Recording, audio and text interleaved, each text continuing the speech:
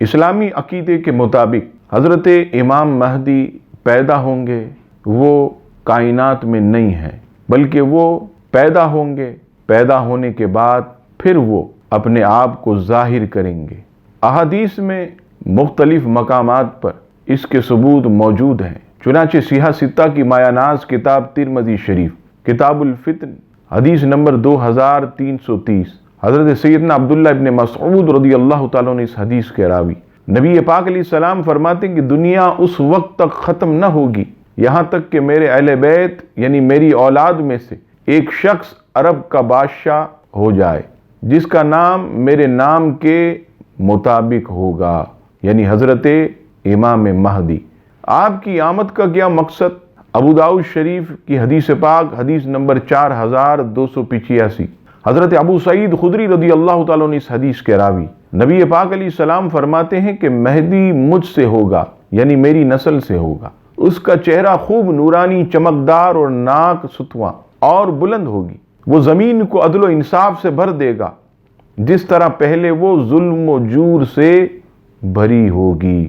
یعنی اس حدیث پاک میں حضرت امام مہدی کی آمد کا مقصد عدل و انصاف کی بالادستی قائم کرنا ہوگی۔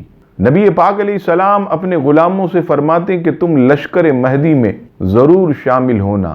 ابن ماجہ شریف کی حدیث پاک حدیث نمبر 4084 حضرت ثوبان رضی اللہ تعالیٰ عنہ اس حدیث کے راوی نبی پاک علیہ السلام فرماتے ہیں کہ جب تم خراسان کی طرف سے سیاہ پرچموں کا قافلہ آتے ہوئے دیکھو تو اس میں ضرور شامل ہو جانا، اگرچہ برف پر گھسٹ کر آنا پڑے، کیونکہ اس میں اللہ کا خلیفہ مہدی ہوگا۔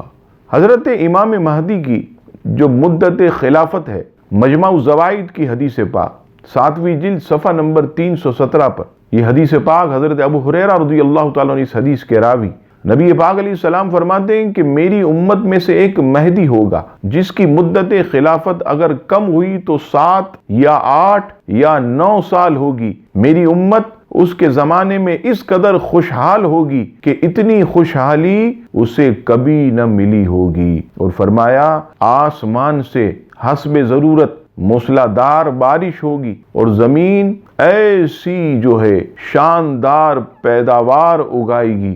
ایک شخص کھڑا ہو کر مال کا سوال کرے گا تو مہدی کہیں گے اپنی خواہش کے مطابق خزانے میں سے جا کر لے لو، وہ خود لے لے گا۔